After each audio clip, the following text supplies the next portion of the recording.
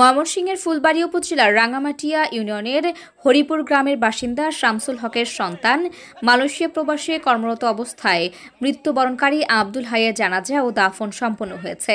তার মৃত্যুতেই নিহতের দাফন কার্যক্রম সম্পন্ন করে দিয়েছে উপজেলার প্রবাসীদের সমন্বয়ে গঠিত প্রবাসী পরিবার মানবিক সংগঠন।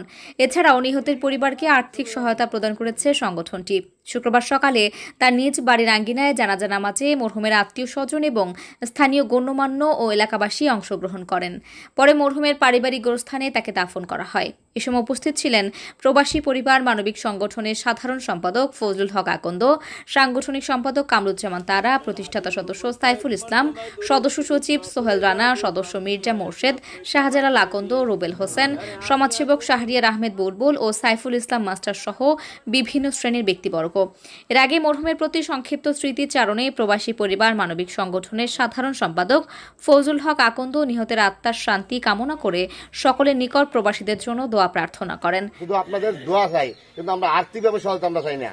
আমরা চাই আমরা সকল প্রবাসী যদি ঐক্যবদ্ধ থাকি, ইনশাআল্লাহ আমরা ফুলবাড়ী প্রবাসী পরিবারের পক্ষ থেকে আমরা সকল প্রবাসী এবং অসহায় মানুষের জন্য আমরা কাজ করতে পারবো।